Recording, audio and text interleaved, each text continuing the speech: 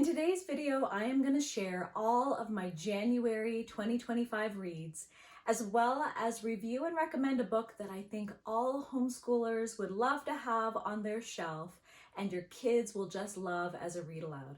So if you're interested in all things reading, stick around.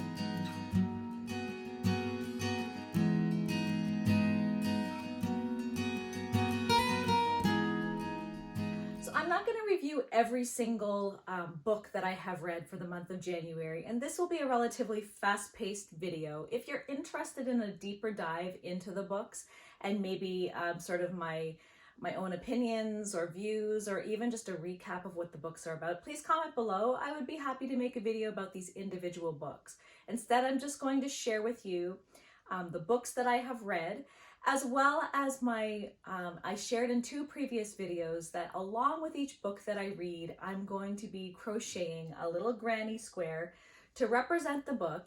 And then at the end, I plan to crochet all the squares together to make a reading book challenge blanket. I still haven't come up with a name to make it sound nice. So that is what I'm doing. And so in this video, I'm just going to show you what were my January reads. Now, I began some of these books in last year, like probably November and December, and then completed them in January. So for some of you may say, how did you read this many? Maybe for some of you that's nothing. I read way more than that. I probably won't normally read these many books a month just because I am busy with so many things at the moment. But January was a good month and I was able to accomplish a lot of books. I'm curious to see if I will be able to read these many books in the future months. And also included in these are books that I have read aloud, that I have personally read aloud to my children. So I won't be including books they are reading, just the ones that I am reading personally or reading aloud to them. So put this one aside for now. I'll go in order. They're at the bottom. Let me just flip them over. The first book I read, and some of my books I've got from the library, or they were ebooks or audiobooks.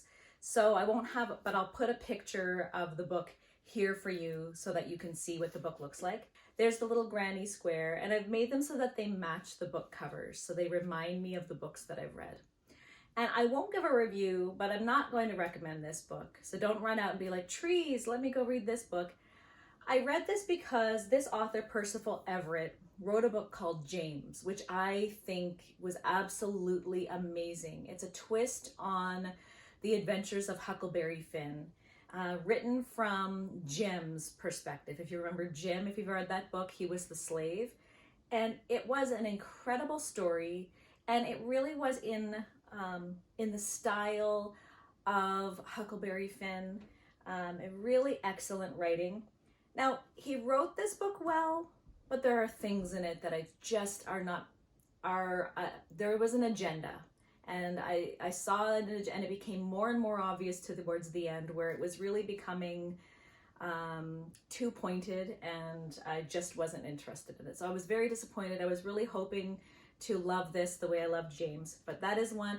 And I think when I add this into my crochet blanket, this will be to remember James, because the colors of the book were identical. In fact, it's black with yellow writing that just says James. So they almost, I thought they would have been related in some way, but they're not. So that's the first book I read, which was a disappointment. The next book I read was Emma by Jane Austen. Of course, that is a great read. It was a reread. I'll put the picture here. You'll see how it matches my granny square. And of course, that's an amazing book. I've read it before, but I read this one in the month of January. The next one I read with my younger daughter. We are going through the Chronicles of Narnia, so we're nearing the end, and this is the 6th book, The Last Battle. So there's the granny square to go along with that. Obviously, the Chronicles of Narnia is written by C.S. Lewis. It's an amazing series. This would be, I don't know how many times I've read it. I started it in grade 3. I've read it to each of my children individually. This is my last and youngest child, and I think I've loved it even more now, reading it again so many more times than the first time I even read it. There's just so many more things that come out of the book that you really see.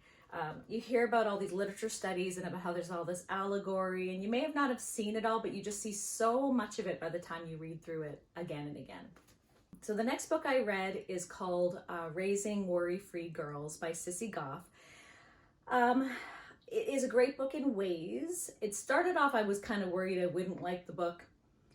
It did have a lot of great tips in it throughout it, and by the end I was happy that I read it, but at the beginning of it I was starting to feel like, oh, I'm not going to be interested in this book. But it did get better. There were a lot of helpful tips. That is the next book I read in the month of January. The next book I read is The Age of Innocence by Edith Wharton. That's the first time I've read this book.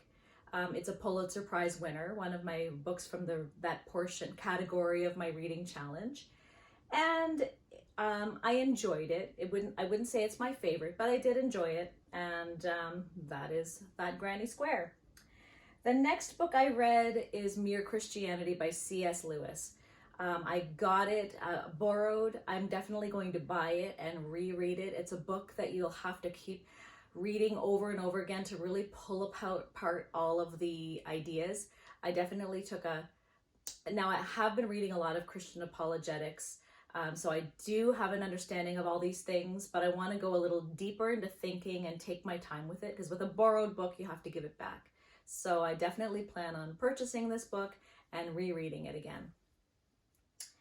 The next book that I read again, so we read The Magician's Nephew, which is often marked as the first book in the series. We read it last, and I really enjoyed reading it last. I feel that it was a nice way to tie up the end of the series. Of course, the last battle does tie up the end of the series as well, but it's nice to go back to the beginning again and see how it all started and see how Aslan intended for his world to be when he first created it.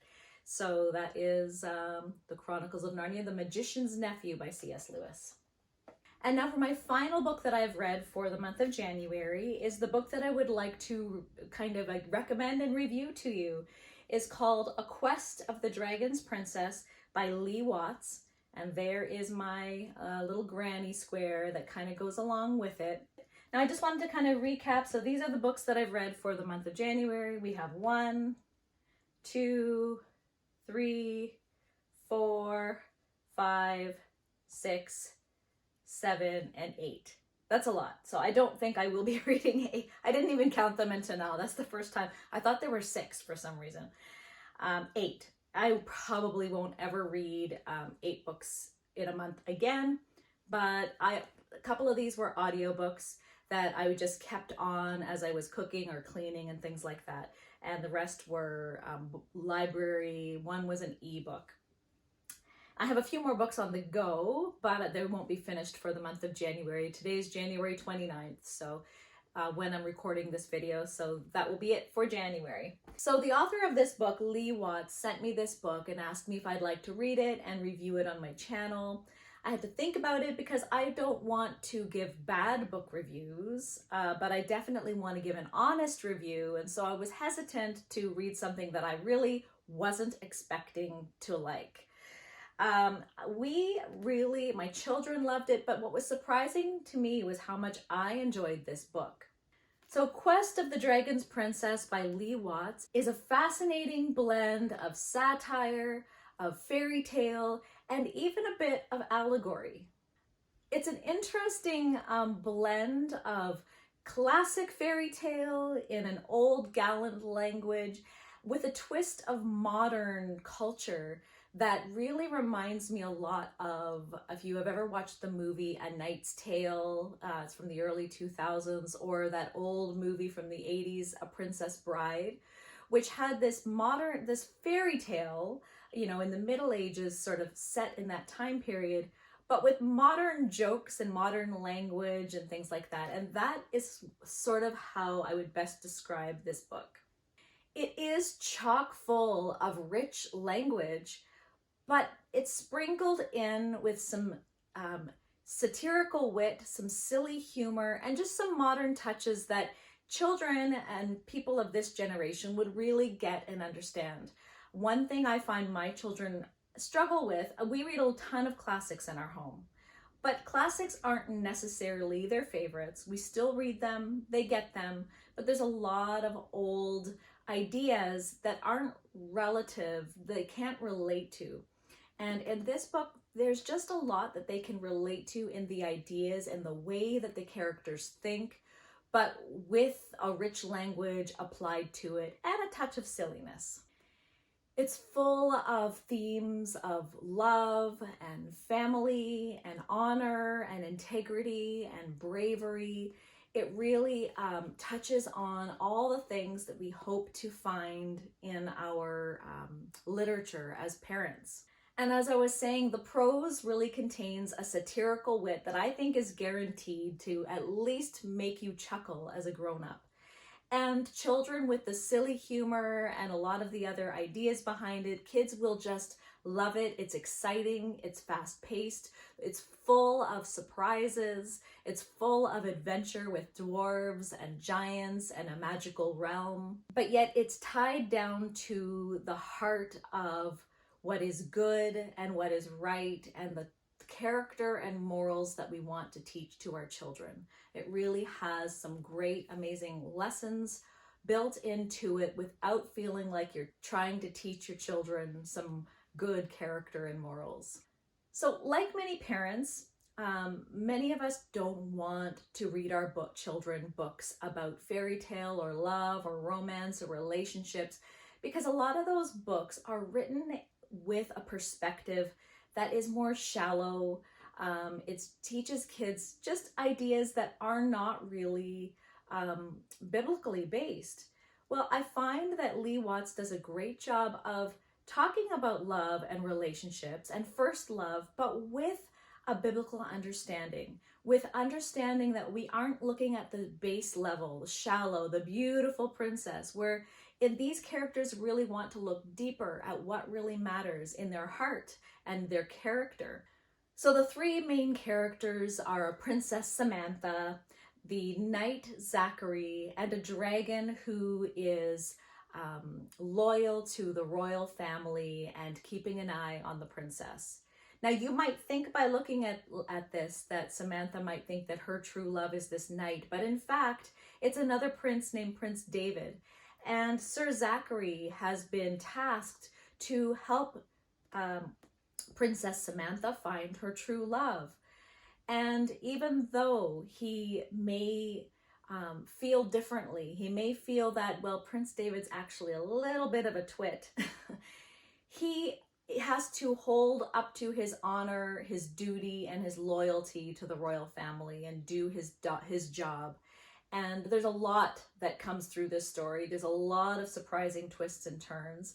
But what I loved about this story was the many pictures of Jesus throughout the story in allegory. And there are many examples where you can just see an image portrayed through Sir Zachary that give us a picture of different characters and traits that are biblical and of Jesus, which I really loved. Now, you don't have to be a Christian to enjoy this book. Those things are very subtle. It's not an openly Christian book. It doesn't mention anything specifically Christian in it, but as a Christian, you can pull out those details and see a deeper layer that I believe Lee Watts is trying to get to through this story. But this book ultimately demonstrates an unconditional love and sacrifice.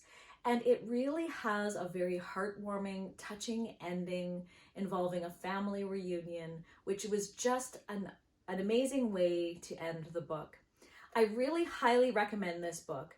I think that it's a great one. I will be purchasing this as gifts for friends and family who love to do read-alouds, but I think this one is a great gift idea or a great idea for your family. It's an exciting book, and I'm looking forward to seeing if Lee Watts does write any further books, either to continue on this series or similar books for children in the future. He does have other books but don't appear to be children's novels, but I'm interested in checking those out just to see what they might be like. I thank you so much for watching, and I'll see you in the next one. Bye!